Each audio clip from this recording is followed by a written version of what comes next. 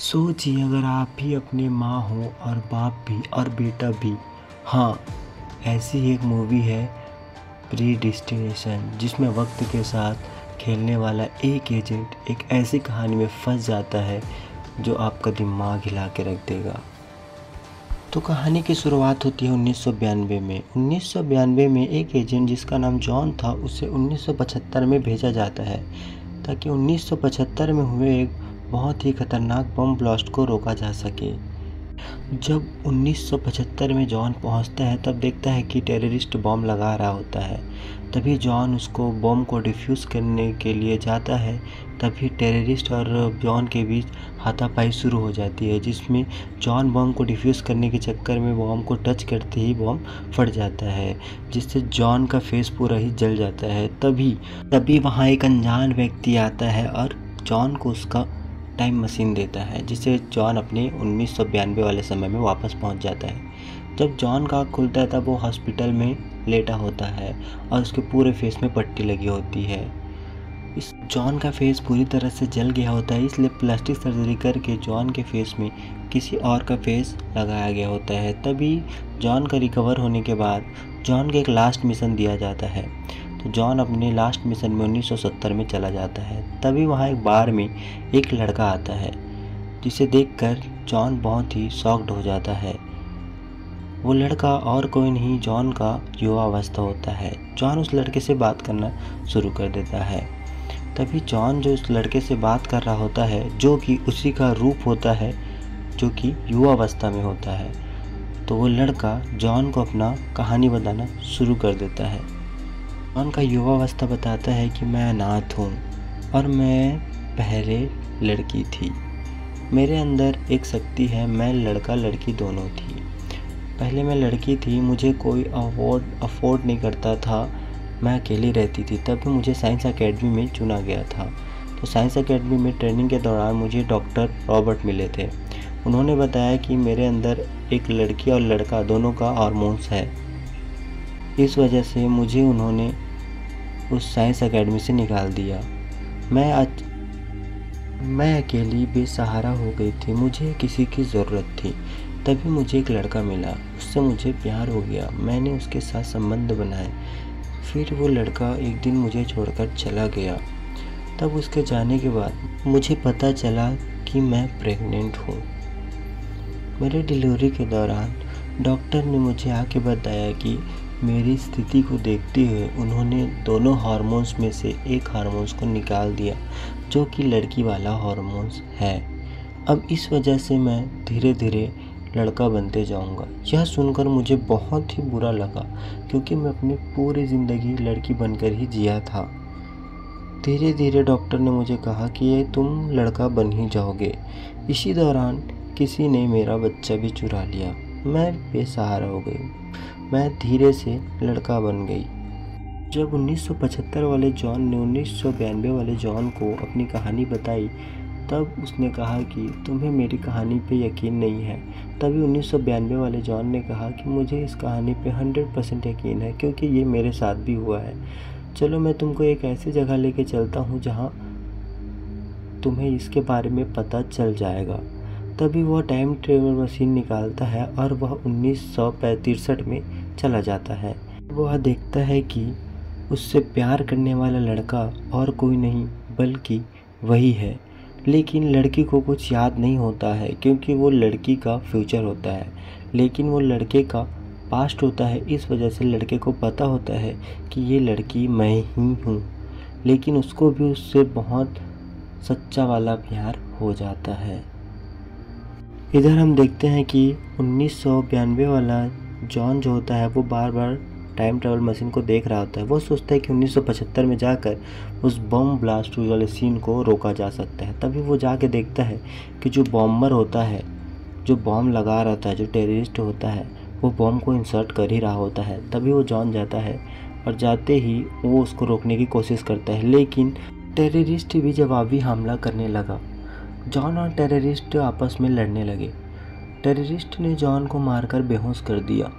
जब जॉन का आँख खुला तब जॉन ने देखा कि वो व्यक्ति जल रहा है, और वो जल रहा व्यक्ति और कोई नहीं बल्कि वो खुद ही है।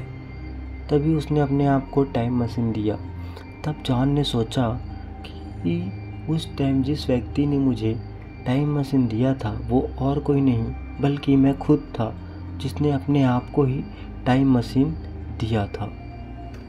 फिर जॉन अपने टाइम मशीन में 1964 का टाइम सेट करता है और वापस चला जाता है। जब 1964 में जाता है तब वो हॉस्पिटल जाता है और वही बच्ची जो पैदा होने के कुछ देर बाद चोरी हो गई थी, उसी बच्ची को चोरी करके वापस ले आता है। मतलब चोर जॉन ही होता है और उसे चोरी करके ला के वापस उसी अनाथ आश्रम में डाल देता है जहाँ वो खुद बड़ा हुआ था। उसके बाद वो खुद 1963 में चला जाता है, क्योंकि 1963 में जॉन का ही युवा अवस्था होता है जो कि उस लड़की के साथ होता है। मतलब इस टाइम में इस लड़की का साथ जॉन नहीं छोड़ा था।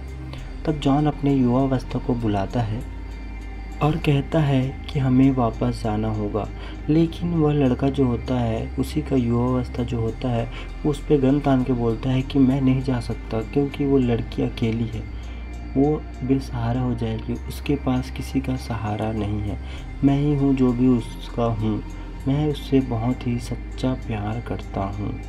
लेकिन जब जॉन बताता है अपनी पूरी कहानी, तब वो लड़का बोलता है कि ठीक है, मैं यहाँ से जाऊँगा।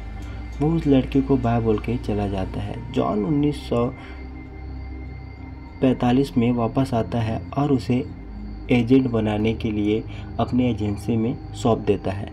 जॉन बोलता है कि अब मैं रिटायर होने जा रहा हूँ, मैं रिटायर हो जाऊँगा, मेरे बदला इस वाले जॉन को आप ट्रेनिंग दो, ट्रेनिंग दे के इसे भी एजेंट बना दो।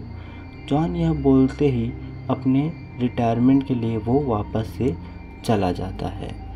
यहाँ जो जॉन होता है वो उसको एजेंट बनाने के लिए जॉन वहाँ अकेले ही छोड़ के आ जाता है। जॉन 1975 में वापस आ जाता है, क्योंकि जॉन को लगता है कि वो जो बम ब्लास्ट हुआ था जिसमें 10,000 लोग मारे गए थे, उसको वो कैसे भी करके रोकेगा।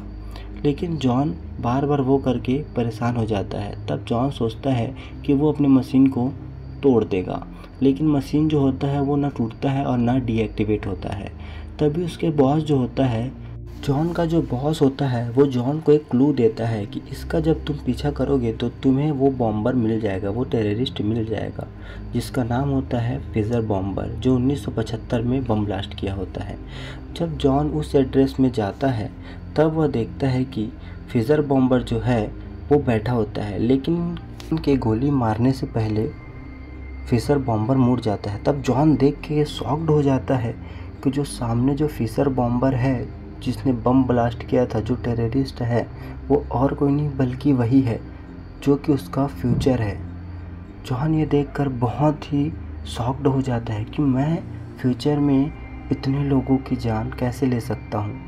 लेकिन जॉन के जो फ्यूचर वाला जो रूप होता है फिशर बॉम्बर, वो कहता है कि तुम आगे जाकर यही करोगे, तुम्हारा जो टाइम ट्रैवल मशीन है बंद नहीं हो रहा है, इस वजह से तुम बार बार समय यात्रा करोगे और तुम्हारा मेंटल वाला प्रॉब्लम बढ़ जाएगा, इस वजह से तुम साइको हो जाओगे। तब 1992 वाला जॉन बोलता है कि मैं ऐसा कभी नहीं कर सकता, मैं इतने लोगों की जान नहीं ले सकता, मैं इतना निर्दयी नहीं हो सकता कि मैं 10,000 लोगों को बम ब्लास्ट में मार दूं।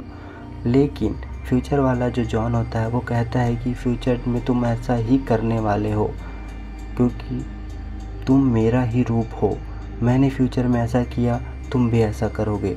तभी जो 1992 वाला जॉन होता है वो अपने फ्यूचर वाले रूप को गोली मार देता है ताकि मैं तुम्हारे जैसा ना बन पाऊँ।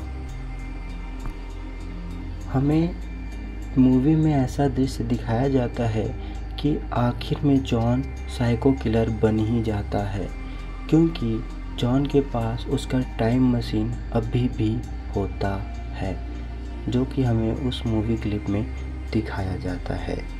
अब इसे विस्तार से समझते हैं। जॉन जो होता है, मूवी का लास्ट सीन बताता है कि टाइम का कंट्रोल लेना खुद पे कंट्रोल खो देने के बराबर होता है। यही इस मूवी का सबसे बड़ा पैराडॉक्स है। पैराडॉक्स समझे तो टाइम ट्रेवल के ज़रिए पता चलता है कि वो लड़की और वो लड़का और उस लड़के का फादर और उसका मदर और बेबी एक ही पर्सन होता है। यहाँ तक कि जो बॉम्बर जो होता है, जो टेररिस्ट होता है, वही एजेंट होता है जो कि फ्यूचर